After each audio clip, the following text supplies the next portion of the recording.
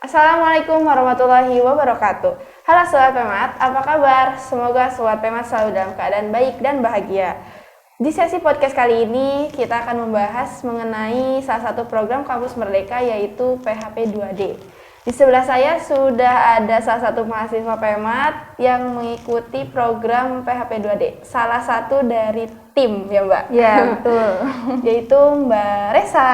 Halo Sobat Pemat. Silakan Mbak untuk memperkenalkan diri terlebih dahulu kepada Sobat Pemat. Oke, Assalamualaikum Sobat Pemat. Perkenalkan, saya Resa Fitrian, biasa dipanggil Resa. Saya salah satu tim PHP 2D sebagai sekretaris, seperti itu. Oh, PHP 2D ini udah batch keberapa ya Mbak? Kemarin yang saya ikuti dan tim itu batch kedua. Pasti Sobat Pemat udah kepo, apa sih PHP 2D itu? Ada apa aja sih? Kegiatannya apa aja? Nah, kita langsung aja tanya-tanya ke Mbak Resa. Boleh kan Mbak? Boleh banget. Sebelumnya boleh dong Mbak jelasin apa sih PHP 2D itu? Nah, PHP 2D ini merupakan salah satu program dari Kampus Merdeka, yaitu program holistik pembinaan dan pemberdayaan desa. Jadi program ini tuh fokusnya di pengabdian masyarakat, seperti itu, Met. Kemudian ada beberapa ruang lingkup juga di dalamnya. Kita mau fokus ke pengabdian di bidang apa nih? Ada pendidikan, kesehatan, kemudian ada ketahanan pangan, industri kreatif, dan lain sebagainya. Pokoknya banyak banget. Gitu. Oh. Di program PHP 2D ini individu atau kelompok ya Mbak? Iya, kelompok. Banyak sekali sih anggotanya, itu minimal 10 orang dan juga maksimalnya itu 15 orang. Jadi kita harus membentuk tim dulu, dan timnya itu harus dari UKM ataupun ormawa dari kampus, seperti itu. Tapi walaupun dia anggotanya itu bukan pengurus dari organisasi ataupun UKM, jika misalkan berminat dan atau dari UKM tersebut atau dari ormawa tersebut itu kekurangan, boleh juga mengajak yang non anggotanya, seperti itu. Kalau boleh tahu Mbak Resa ini ikut ormawa apa nih Mbak? Nah, kemarin itu saya kebetulan saya bukan dari anggota organisasinya, tapi saya bergabung saat di tim ini dengan PHP 2D HMPS Pendidikan Matematika UAD. Wow, sama HMPS ya Mbak? Iya. Nah, kalau boleh tahu judul apa sih Mbak yang Mbak dan tim ajukan di PHP 2D ini? Oke, karena judulnya panjang nih ya, boleh saya baca nggak? Boleh, boleh. Nah, judulnya itu kemarin yang tim kami ajukan itu adalah Pemberdayaan Masyarakat Melalui Pemanfaatan Lahan sebagai Pusat Agrowisata dan Industri Kreatif untuk meningkatkan perekonomian Desa Sukoreno, Sentolo, Kulon Progo. Gitu. Itu dalam ruang lingkup apa tuh Mbak? Tadi kan udah disebutin ya, ada beberapa aja ruang lingkupnya. Kalau yang kita ajukan kemarin ini termasuk ke dalam ketahanan pangan masuk. Karena kita kan fokusnya di pemanfaatan lahan tidur gitu untuk dijadikan greenhouse. Kemudian ada juga termasuk ke industri kreatif, karena di dalamnya ada beberapa produk olahan yang menjadi produk yang bernilai jual gitu untuk masyarakat. Kemudian termasuk juga ke ekonomi gitu, karena ada nilai jualnya tadi, seperti itu. Kalau boleh tahu kenapa sih Mbak memilih judul tadi? Nah, sebelum kita menentukan judul, kita setelah membentuk tim, kemudian ada DPL-nya siapa, setelah ditentukan semua itu, kita melakukan survei ke lokasi. Kita konsolidasi dengan pihak kepala desa setempat, kemudian mewawancarai beliau terkait permasalahan apa aja yang ada di desa tersebut, lalu potensinya apa. Nah, dari sana kita gabungkan program apa yang bisa kita ajukan, seperti itu, dan muncullah ide tersebut dari tim kita. Kan tadi tuh PHP 2D-nya di Kulon Progo ya Mbak. Kenapa sih di Kulon Progo? Kan ada di daerah lain loh Mbak, di Jogja bisa dekat kampus. Sedangkan Kulon Progo ini lumayan jauh kan Mbak dari kampus. Iya. Kalau ke lokasi kemarin itu dari kampus sekitar 45 sampai 48 menit ya kalau melaju gitu. Nah, sebelum menentukan di sana, kita itu tanya dulu nih antar tim, misal yang berdomisili di Jogja ada rekomendasi nggak tempat-tempat pengabdian, mau desa dari tim atau misalnya ada rekomendasi lain gitu. Tapi kebetulan kita diskusi juga dengan DPL kita, Pak Fahmi. Nah, beliau kan sudah banyak pengalaman di pengabdian masyarakat gitu, sering mendampingi KKN mahasiswa seperti itu, dan beliau merekomendasikan di Kulon Progo gitu. Jadi ada campur tangan sama DPL juga Iya, ya Mbak? banyak diskusi juga kita. Kalau boleh tahu, apa sih Mbak tahapan-tahapan untuk mengikuti PHP 2D ini? Nah, untuk tahapannya ini cukup panjang ya. Yang pertama itu ada seleksi administrasi, di mana kita satu tim berdiskusi untuk membuat proposal. Kemudian setelah dinyatakan lolos seleksi administrasi, ada tahap berikutnya yaitu seleksi substansi. Jadi dilihat isi proposal kita apakah sudah benar layak, bisa menyelesaikan permasalahan di sana atau tidak, seperti itu. Kemudian di substansi ini, setelah dinyatakan lolos substansi, ada juga wawancara langsung dengan ketua dan satu orang perwakilan anggotanya, seperti itu. Dengan pihak Kemdikbud, kita ditanya terkait isi-isi yang ada di proposal apakah sesuai atau tidak, seperti itu. Tahapan-tahapan apa sih Mbak yang menurut Mbak Resa dan tim itu susah? Kalau dari seleksi, alhamdulillah bisa kita lewati dengan lancar. Nah, memasuki masa pengabdian ini cukup lumayan sulit gitu ya, tidak mudah untuk kita jalani. Masa pengabdian yang cukup lama, sekitar 5 bulan, dan di dalamnya itu kita kan banyak sekali program yang harus dilaksanakan gitu. Berbagai pelatihan dan juga ada monitoring, baik itu dari kampus maupun dari pihak Kemdikbud, seperti itu. Jadi banyak sekali konsentrasi yang harus dibagi gitu dari tim kami. Kalau boleh tahu nih Mbak, itu berapa lama sih Mbak kegiatannya? Di luar masa seleksi tadi, itu masa pengabdiannya itu 5 bulan maksimal.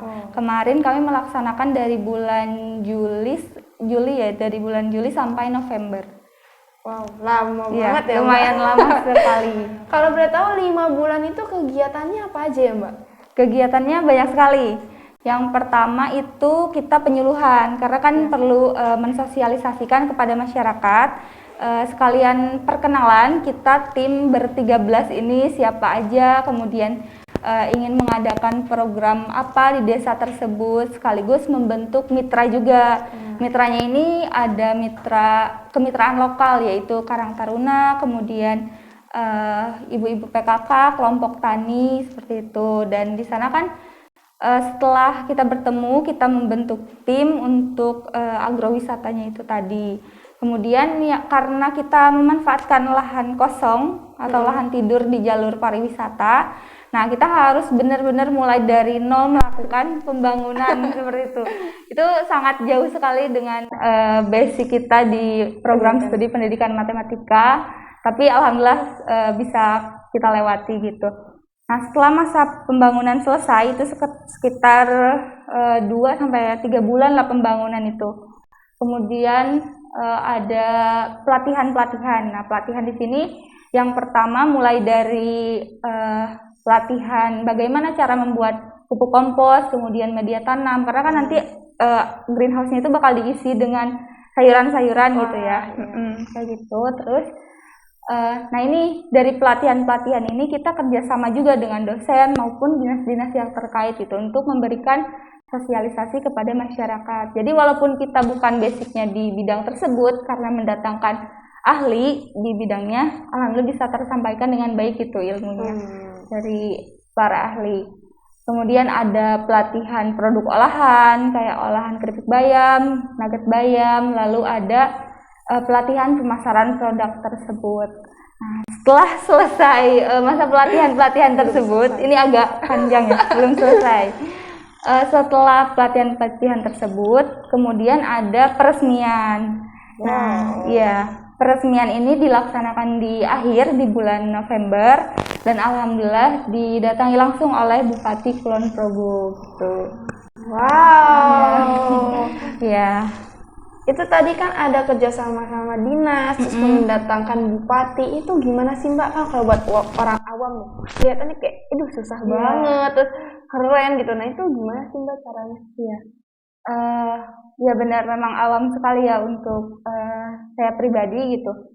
Tapi alhamdulillah karena di sana kita juga nggak jalan sendiri, kita sering diskusi dengan lurah setempat gitu, dan alhamdulillah bisa bekerja sama dengan baik dengan dinas maupun bupati untuk meresmikan agrowisata tersebut. Yang pertama misalkan kita mau mengadakan